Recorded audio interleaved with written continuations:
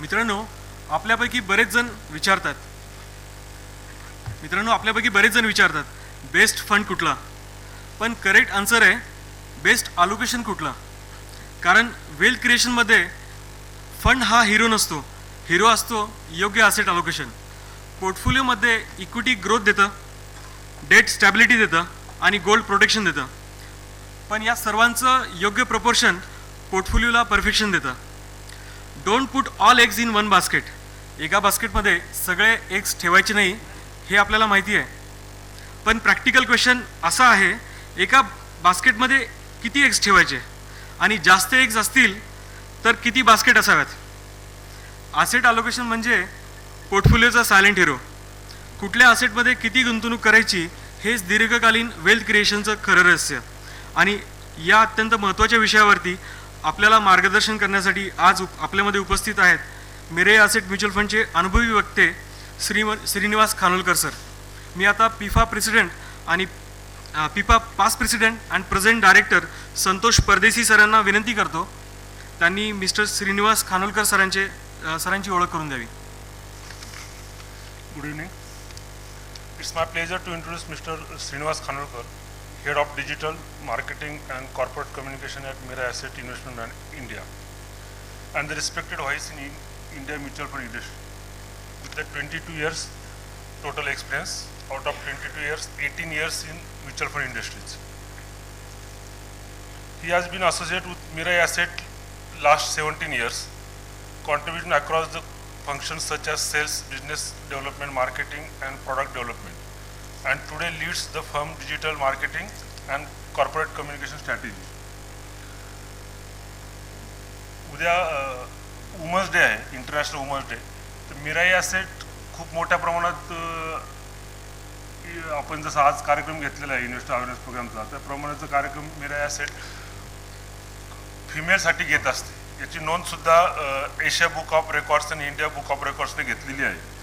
त्यांनी लास्ट काही वर्षामध्ये टोटल 571 इन्व्हेस्टर अवेअरनेसचे प्रोग्राम केलेले, 45 भारतातल्या 45 सिटीमध्ये आणि त्याचबरोबर काही स्टुडंटसाठी 320 कॉलेजमध्ये. टोटल त्यांनी जे अवेअरनेस घेतलं, इन्व्हेस्टर अवेअरनेस प्रोग्राम घेतले, त्याच्याजवळ जवळपास 40,000 वुमन्सला त्यांनी एज्युकेट केलेलं आहे. This is a good initiative from mutual fund Mirae asset company. जेव्हा मी त्यांचं रिव्ह्यू करत होतो पोर्टफोलिओ आपलं इंट्रोडक्शनसाठी, तेव्हा मी त्यांचं एका ठिकाणी लिंक्डइनवरती प्रोफाईलमध्ये त्यांचं हे केलं की त्यांना विचारण्यात आलं होतं की व तुम्ही जर म्युच्युअल फंड इंडस्ट्रीमध्ये आला नाही तर तुम्हाला काय व्हायला आवडेल. तर त्यावेळेस त्यांनी सांगितलं होतं की त्यांना ते might be running fish shack on beach somewhere. तर तुमचं लास्ट 17 इयरचं कॉन्ट्रीब्युशन बघून इंडस्ट्रीमधलं मला असं वाटतं की तुम्ही घेतलेलं डिसिजन आमच्यासाठी पण चांगलं आहे. Welcome to mister Srinivas. So much. नमस्कार. एक त्यांनी जी माहिती दिली आमच्या रेकॉर्डबद्दल, एक छोटंसं त्याच्यामध्ये फुटनोट आहे की 39,873 students, 571 IPs, 320 colleges, 45 cities in 15 days. हा रेकॉर्ड आहे. थँक्यू. चला आजच्या आपल्या कार्यक्रमाकडे वळूया. माझं जे टॉपिक आज मला दिलं आहे ते asset allocation, real hero of wealth creation. मला वाटतं ह्याच्या आधी पण जे सेशन झालं त्याच्यामध्ये पण आपण ॲसेट ॲलोकेशनबद्दल जरा ऐकलं आहे. तर आपण त्याच्यामध्ये अजून थोडं आतमध्ये जाऊया अजून. Before I go there, how many people want to continue in Marathi and how many in English? Marathi दोन्ही? हे खूप इंटरेस्टिंग आहे. ज्यांना दोन्ही हवं आहे ते मराठीत दोन्ही सांगतात. Very good. ठीक आहे, मी प्रयत्न करतो. माझं स्कूल एज्युकेशन पुण्यातलं आहे, पण नंतर मी मुंबईत जाऊन काम केलं, त्यामुळे पुण्याबरोबर जरा जास्त लगाव आहे. पण माझी मराठी जरा खराब झाली आहे, तर मला सांभाळून घ्या. थँक्यू. सगळ्यात पहिली मला ह्या चार्टबद्दल बोलायचं आहे, कारण 2010 साली इंडियामध्ये almost 238 million families were there with this income structure. ज्याच्यामध्ये जो खालचा बेस आहे की जे 1.5 lakh अँड बिलो, ते किती होते? 1.5 lakh to 5 lakh किती families annual income, 5 lakh to 10 lakh, 10 lakh to 20 lakh, आणि मग 20 lakh अँड अबाव. हा स्ट्रक्चर मग 2019 पर्यंत 289 फॅमिलीजमध्ये जरा चेंज झाला, राईट. बॉटम श्रंक होत चाललंय अँड बाय 2030 ऑलमोस्ट जे मधलं जे स्ट्रक्चर आहे ना, जे इंडियाचं स्ट्रक्चर आहे ना, obesity is very high, so the middle group is now having more money and everybody is having money, right. मग जेव्हा इन्कम लेवल वाढत चाललेत त्याप्रमाणे आपले खर्च पण वाढत चालले, correct. So what is happening with expenses? सगळ्यात पहिला, there is a big shift to discretionary spend. Discretionary spend म्हणजे आपल्याला म्हणजे रोज जीवन जगायसाठी नको आहे, but to be happy and to be enjoying a life, that is very much required. So by 2000 essential spends म्हणजे which is very important was almost 87%, which is now become less than say 35%, because people are spending more on wants, not so much on the needs, right. आता आणि दुसरं काय झालंय Covid नंतर, दोनच गोष्टी चालतात ना फोनमध्ये, up swipe down swipe for reels आणि left swipe for payment, correct. So what is happening? पेमेंटमध्ये पैसे कुठनं जातात? क्रेडिट कार्डमधनं की डेबिट कार्डमधनं की सेव्हिंग्स बँक अकाउंट? कुठनं जात आहेत? मागणं कोण बोलत नाहीये. आवाज जातोय की नाही मागं? मागच्यानं आवाज येतोय का? मग बोला ना, शांत काय. Savings, okay. सेव्हिंग्समध्ये गेल्यानंतर त्याच्यावरती इंटरेस्ट मिळणार का? So you're losing out on savings income also, right? This is a world chart. By in 2024 जर तुम्ही बघायला गेलात की क्रेडिट कार्डमध्ये किती खर्च होतोय, just 20%. This has completely change. जे 17% आहे तुमचं, 28% आहे ना, that is almost UPI equivalent in the world. तर आधी आपण म्हणायचो ना savings economy, it is completely changing. आणि ते कशावरती चेंज होत आहे? आम्ही स्लाइड थोडं कॉम्प्लेक्स वाटेल म्हणून मी जरा त्याच्यावरती एक ग्राफ टाकलं की जे वरचा जो सेक्शन दिसतो ना तुम्हाला, that is continuous shifting to essentials, from essentials to discretionary. आणि त्याच्यामध्ये पण काय काय गोष्ट आहेत जे चेंज होत आहेत. म्हणजे we are spending more on recreation, education, transport, communication, miscellaneous goods and services, ह्याच्यावरती जास्त स्पेंड आहे. Spend is not so much on the essential services, right? So this is big change which is happening. Comfort, we were economy जिकडे family म्हणजे पहिला Maruti car was a great example, correct, की आपल्या घरामध्ये एक छोटी गाडी येते. आता पहिली गाडी कुठली येते? SUV. म्हणजे सिडानवरतीच्या याच्या आधी आपण डायरेक्ट जम्प मारलाय. जसं UPI आपण direct we went from banking payments to digital payments, तसं ह्याच्यामध्ये पण we have gone from small cars to SUV cars. Now all this is adding to our spend expenses. आणि क्वालिटी ऑफ लाईफ म्हणजे काय? Travel is equal to experience. पहिलं आपलं घरी म्हणजे कुठे जायचं, सुट्टीत कुठे जायचं होतं? आता मामाच गेला वर, प्लेनमध्ये बसून बाहेर गेलाय. माझ्या मुलांचा मामा खरंच बाहेर राहतो. आता ते म्हणतात बाहेर जायचं, मग experience is what? International travel, correct. न what sort of international travel? The travel spend budget now is estimated to be $410 billion by 2030. India's outbound travel is now fast competing with China. Correct? आणि dollar किती आहे?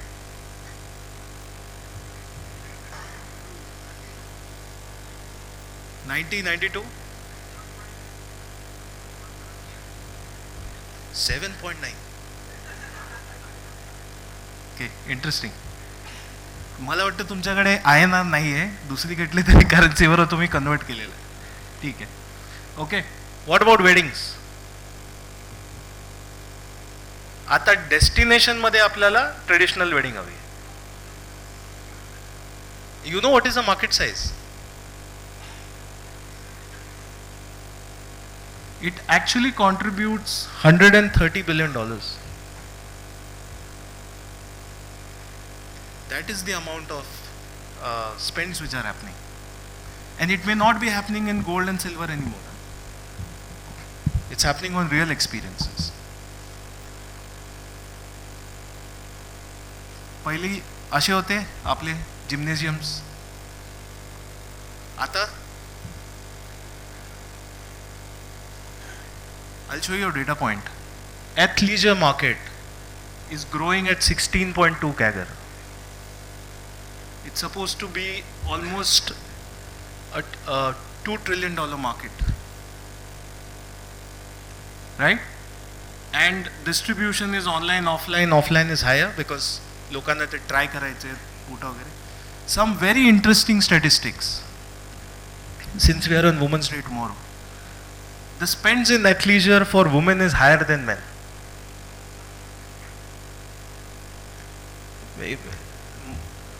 माणसं तर काय सकाळी आपला T shirt आणि घातलं, पजामा काहीतरी शूज घातले आणि चाललं. They need proper clothing and they take it very very seriously, right? So all types of spends सगळं चेंज होत चाललंय. Correct? Education expenses is not our slide. I have borrowed it from a media. This is estimated spend as per age group.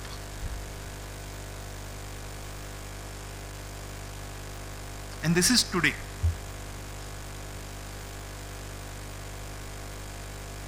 If you want to know about international colleges, these are some of the spends for international colleges. बरेच लोक असतील, त्यांच्या घरात मुलं असतील who are aspiring to go out. They will be looking at this costs.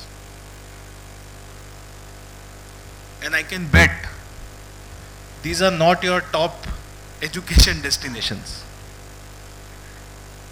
These are not in your top 10 education destinations where the children want to go.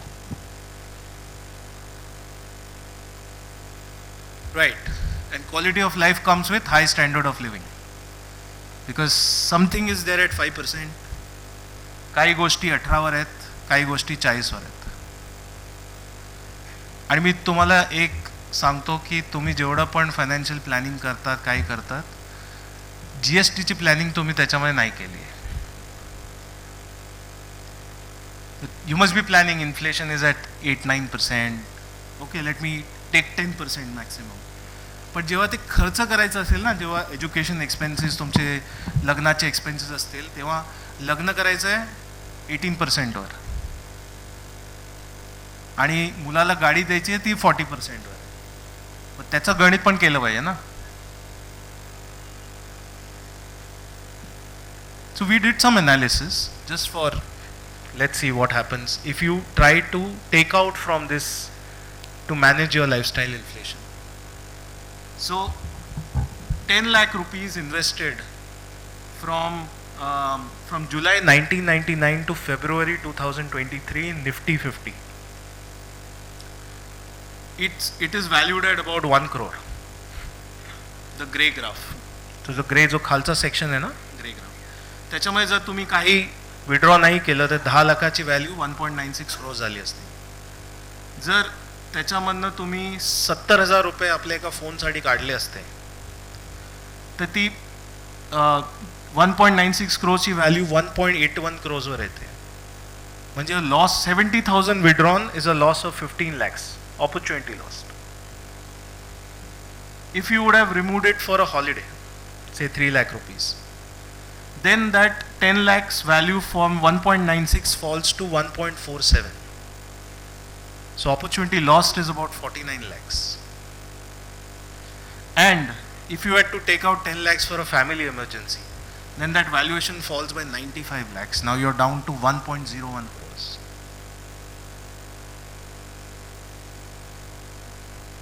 So these are some things which, when we start and we don't do something planned way, ते तुमचं overall व्हॅल्यूला hurt करू शकतं. आणि आपण आता बघितलं की जेव्हा आपल्याला ही रिक्वायरमेंट आहे की ह्या वर्षी एवढे पैसे असं तसं एवढ्या वेळ आपण गुंतवणूक करतोय, तर कुठलीही व्हॉलेटिलिटी झाली ना तर तुमचे गोल सगळे डिरेल होते. कारण there is a saying, there are decades where nothing happens and there are weeks where decades happen.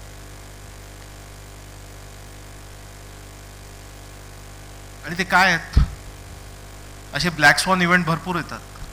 एक ब्लॅक स्वॉन इव्हेंट 2001 मध्ये आलेला, जेव्हा IT बूम बस झालेला. Another black sworn event happened in 2008 when markets fell by almost half.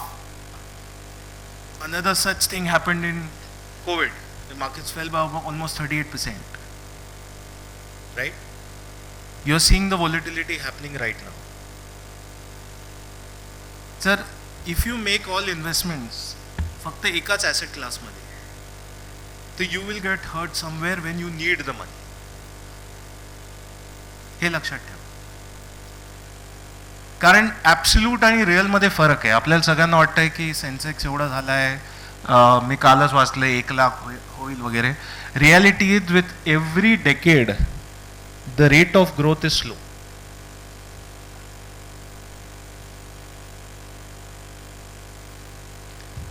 In 1990 to 1999, Sensex went from 781 to 5,000.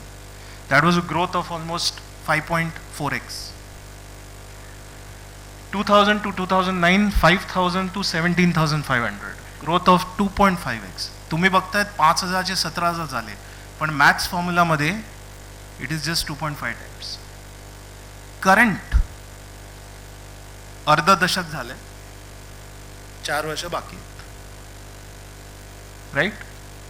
We started at 41,253. Currently we are at 79,000. What is that percentage? You can calculate. So please remember, फक्त तुम्ही एकाच asset class मध्ये जर invest केला ना, तर you will get some shocks at some point of time, and that is why asset allocation is very important. कारण हा फॉर्म्युला बऱ्याच लोकांना माहिती आहे. किती लोकांना माहिती आहे? GDP plus inflation plus premium. नाही माहिती? Should I explain? Okay.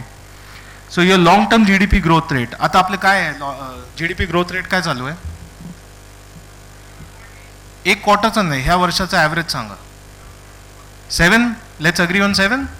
Okay, 7. What is our inflation? 4? 7 + 4? 11.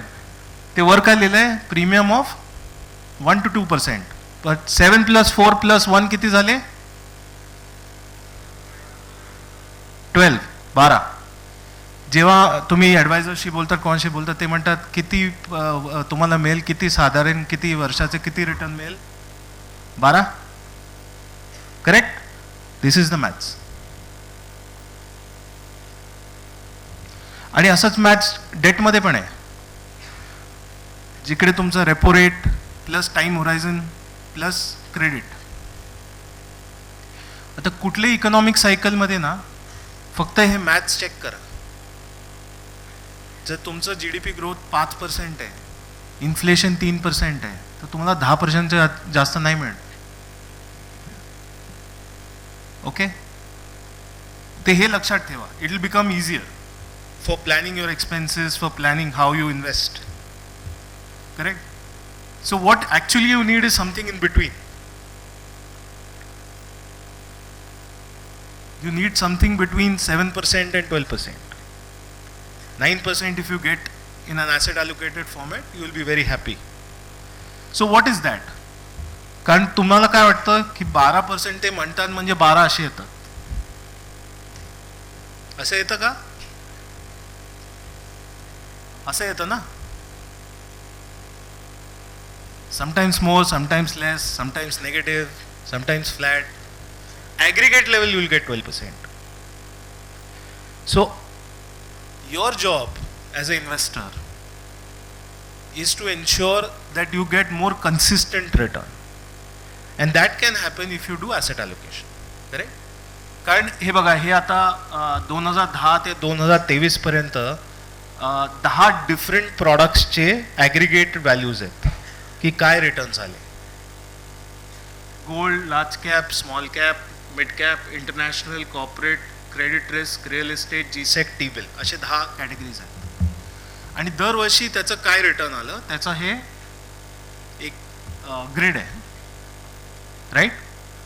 आता ह्याच्यामध्ये होतं काय की say for example we like small caps, so we want to do small cap investing. So if you start chasing small cap investing each year, then it will look something like this. You'll go from there to here, then there, then here. It will not be consistent. So you have to be more consistent, right? जर तुम्ही तेच all percentages, if you would have invested all segments equally, then your individual returns would have looked something like this. Much more consistency than being inconsistent, वर खाली. But we don't, because we like to chase. First, stop chasing. Here is a beautiful example of why you should not chase. ते जे 10 instruments होते त्याच्यामध्ये सगळ्यामध्ये जर तुम्ही 100 रुपये असते तुमच्याकडे आणि सगळ्या इन्स्ट्रुमेंटमध्ये तुम्ही 10 रुपये लावले असते तर तुमचं स्टॅटिक पोर्टफोलिओ म्हणजे दरवर्षी पहिल्या वर्षी आपण 10 रुपये सगळ्यात लावले आणि ते ग्रोथ होत चालले, तर ती ॲग्रिगेट व्हॅल्यू त्याची आहे ना 1000 रुपयाची, 100 rupees in each of the verticals, त्याची ती व्हॅल्यू झाली असती about 3836 without any rebalancing. It would have become 10%. But with rebalancing म्हणजे end of the year your weight should go back to 100 rupees. म्हणजे जर इक्विटीने 10% दिलेत आणि तुम्ही 1000 रुपये लावलेले तर ते 1100 रुपये झाले, ते 100 रुपये रिडीम होणार आणि परत इक्वल वेटमध्ये जाणार. ते जर केलं तर it ads almost 15 basis points to overall return. So it becomes 10.26. Just by rebalancing, you can add value. And asset allocation is all about asset allocation and rebalancing. Oops. Okay. आता जर तुम्ही फक्त previous जे winners होते ना त्याच्यामध्ये सगळे पैसे लावले, जसं की पहिल्या वर्षी स्मॉल कॅपनी मस्त केलं तर आपण सगळे पैसे त्याच्यात लावूया, सेकंड वर्षमध्ये गोल्ड चांगलं केलं तर आपण सगळे पैसे त्याच्यात लावूया, तर you would have added about 0.5% additional return. एवढी मेहनत करून. आणि remember, every time you redeem there is a tax. Correct? So net of tax will be same, but still we are not taking taxes here. आपण फक्त एवढंच बघतो, you would have reach 10.7%. पण ॲक्च्युअलमध्ये ना 10.7% येत नाही, कारण जेव्हा हे निगेटिव्ह जातं ना त्यावेळी तुम्ही बाहेर पडता, तुम्हाला फक्त 5.4% मिळेल. कारण आपल्याकडे तेवढी पेशन्सच नाही आहे ना. निगेटिव्ह झाला आता बस, आता पुढे नाही करायचं, आता आपण वेट करूया, मार्केट परत येईल तेव्हा जाऊया. And that happens because you are all investing in only one asset class. You should look at diversifying asset classes, right? So I'm going to take an example of, say, multi-asset. And this is Nifty multi-asset equity debt arbitrage index, which has given a return of about, the index has been there from 2010, so about 16 years. 16 years return is 10.42. Diversified. 10% हवेत without tension. Multi-asset as a category probably is better suited, right? Rather than taking so much risk, volatility up and down. And what about gold? सगळ्यांना आवडतं gold. जे young लोक आहेत त्यांना विचारा, Now I don't see people wearing gold, by the way. But they like to invest in gold. Correct? Why not? Look at 20-year comparison. I'm not taking the last year, it's an abnormal year. So I've removed it. Nifty gave 11.93, gold gave 11.2. So why were we not investing in gold? Because आता खरं आहे ना, म्हणजे माझ्या आईने पण सोनं विकत घेतलं, तिच्या आईने पण घेतलं, माझ्या आजीने पण घेतलं, त्यांच्या आजीने पण घेतलं. तो आपण SIP गोल्ड जनरेशनल इन्व्हेस्टर होतो, आपल्याला माहित नव्हतं, कारण कोणी विकत नाही. So if you repeat the same process with other asset classes, it's the same thing. So please diversify your asset. Don't keep it in just one asset class. Invest in gold, invest in equities, invest in silver, invest in debt, REITs, InvITs. And you can do it with one product, say a multi-asset product.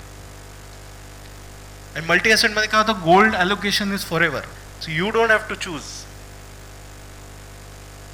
आता ह्याच्यामध्ये number सगळे असे वर खाली दिसत असतील. मला फक्त एकच प्रश्न विचारायचा आहे, तुम्हाला मल्टी ॲसेट कुठल्या कलरमध्ये दिसतंय? कुठल्या कलरमध्ये? व्हाईटमध्ये? ठीक आहे. ते टॉप रोला आहे का? लास्ट रोला आहे का? कुठे आहे? मध्ये आहे ना, म्हणजे कन्सिस्टंट आहे ना, संपला विषय. You want more consistent returns, invest across asset classes.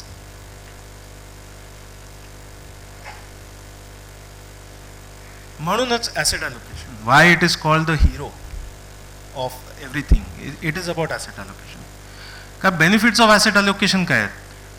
Confusion eliminate करतं, risk reduce करतं, तुम्हाला clarity देते, आणि तुम्हाला गोल अचीव करायला देतं. आणि हे फक्त इंडियामध्येच नाही. आता हा एक डेटा आहे वर्ल्डचा. There is a institute call Dalbar's US ला. ते दरवर्षी कुठल्या इन्व्हेस्टरनी इक्विटीमध्ये किती वर्ष इन्व्हेस्टेड होता, काय रिटर्न मिळालं, they have been doing this analysis in 1970s. तर त्यांचं असं म्हणणं आहे की इक्विटीमध्ये ॲव्हरेज इन्व्हेस्टर 3.8 इयर्स राहतो, डेटमध्ये 3 वर्ष राहतो, आणि जे हायब्रिड फंड्स आहेत ॲसेट ॲलोकेशन फंड त्याच्यामध्ये तो 4.66 इयर्स राहतो. आता सगळ्यांना पॉवर ऑफ कंपाऊंडिंग माहिती आहे ना? किती लोकांना माहिती आहे? बरेच लोकांना माहिती आहे. आता जे तुमच्या बाजूला एक एक हात होता जो उठला नाही, त्यांना साईडला सांगा काय आहे त्या कॅल्क्युलेशन काय आहे.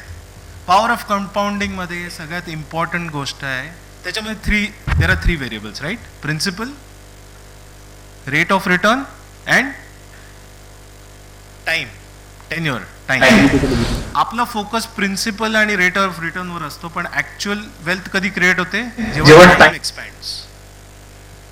So it's already telling you that most investors expand time and make मनी.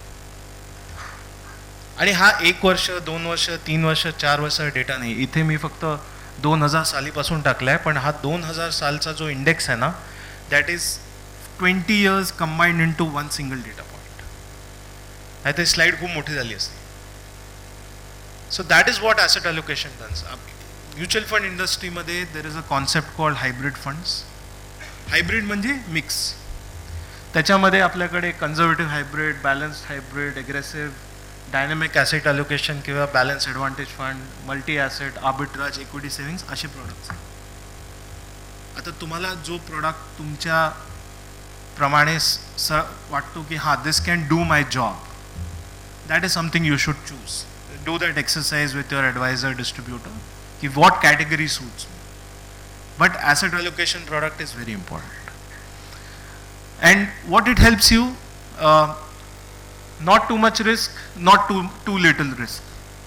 तुम्हाला बॅलन्स हवं त्याच्यामध्ये पण, कारण ते बॅलन्स नसेल तर काय करणार. आणि हा एक चार्ट बघा.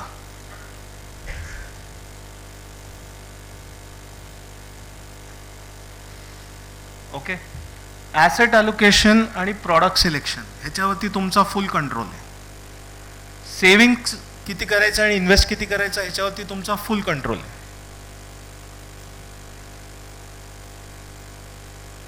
एम्प्लॉयमेंट तुमचं कधीपर्यंत असेल आणि किती ड्युरेशन असेल ह्याच्यावरती थोडा कंट्रोल आहे, फुल कंट्रोल नाही आहे. बॉसने उद्या सांगितलं जा तर काय करणार, स्वतःचा बॉस बनायचं वेगळी गोष्ट, राईट. थोडा कंट्रोल आहे. Longevity, how healthy you are, that is up to you, but you have some control. But market returns, policies regarding taxation, savings, benefit, काय एक वर्ड यूज केला, ट्रम्प टाट्या ना, व्हेरी गुड वर्ड. त्यांनी काय केला, how do I know, we have no control. पण आपलं सगळं फोकस तिकडे असतं. We don't focus on this which is in our control. Take that into your control. कारण security selection, market timing, other factors, this is a known fact, that only contribute to about 8% of your return. 91% of your return comes by what you choose to do on your asset allocation, not by timing market.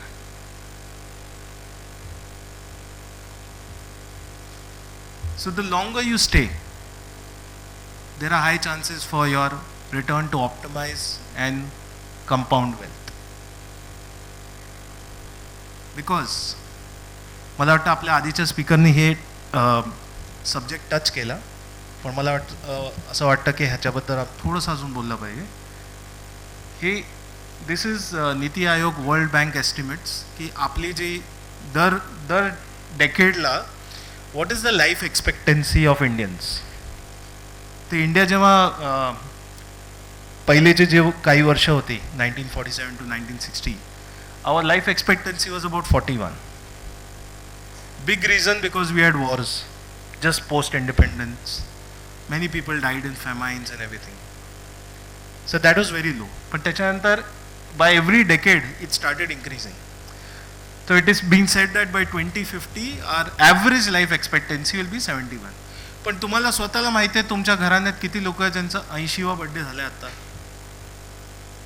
90वा होणार आहे.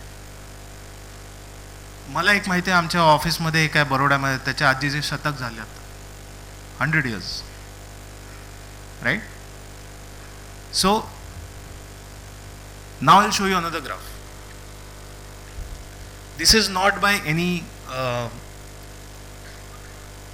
Research, this is my research. Okay. 1960 you could get a job at 18 years. काय होतं, matriculation ना, slightly बरोबर ना, graduation matric 11वी असायचं ना त्यावेळी. ते झालं की तुम्हाला जॉब मिळायची आणि तुमचं किती होतं ते so you would die probably at 60-61. So there was nothing beyond retirement. You didn't have to live beyond retirement. Your working years were your income years and spend years and nothing after that. Maybe some pension. Then by every decade your तुम्हाला जेव्हा job मिळायचं म्हणजे education जे आहे ना ते वाढत चाललंय. आत्ताची मुलं are getting into the jobs at 24, not before that. And probably they will decide to work till 55 and not do any work after that. But you are going to live till 80. So, very important what you do in those 30 years. To generate wealth, keep your income for days after that. Because fact हे ना की आपले lifestyle जे आपण आता जगतोय, that is going to give us a lot of not so good things in our body. पण आपलं मेडिकल ॲडव्हान्स एवढं झालं आहे की एक छोटी टॅबलेट आहे ना आपण रोज खाणार, आपण जगणार. तर माझं असंच म्हणणं आहे की पैसे असाल तर खूप जिया,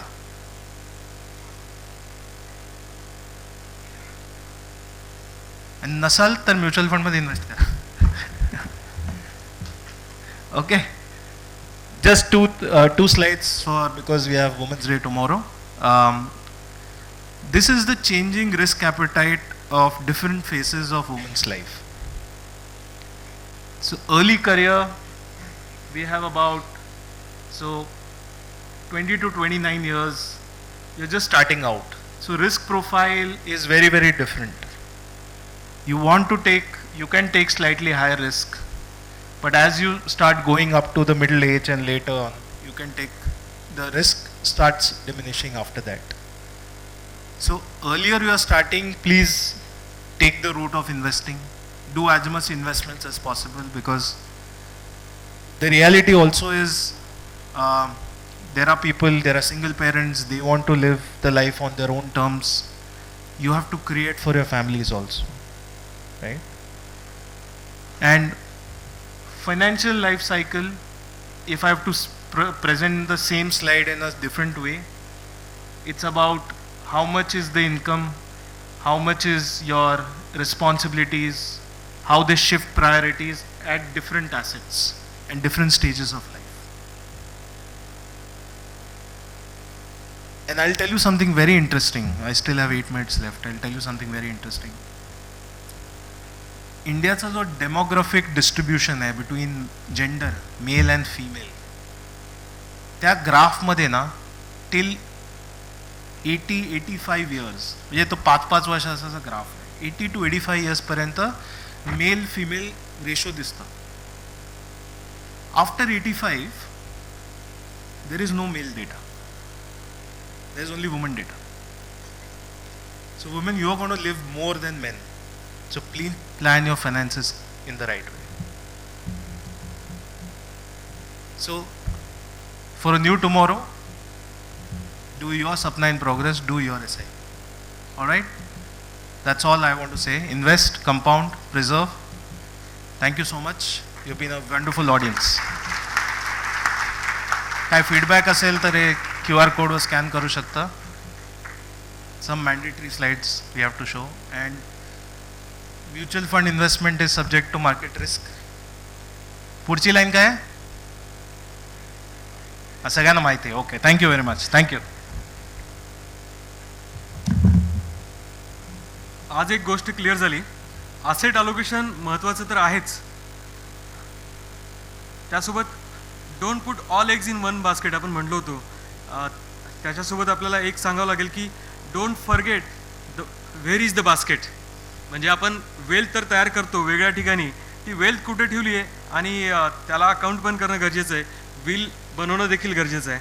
आजच्या सेशनमध्ये सरांनी रिटायरमेंटच्या वेळी हाय स्टँडर्ड ऑफ लिव्हिंग हा फॅक्टर कन्सिडर करणं गरजेचं आहे.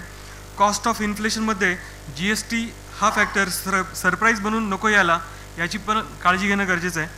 आणि असेट अलोकेशनमध्ये रिबॅलन्सिंग करणंसुद्धा तेवढंच महत्त्वाचं आणि आवश्यक आहे, हे सांगितलं आहे. आता मी आपले पिफा पेट्रन संदीप बुशेट्टी आणि PIFF director and present secretary Kedar Kulkarni यांना विनंती करतो, कृपया मंचावर येऊन आपले वक्ते श्रीनिवास खानोलकर सरांचा सन्मान करावा.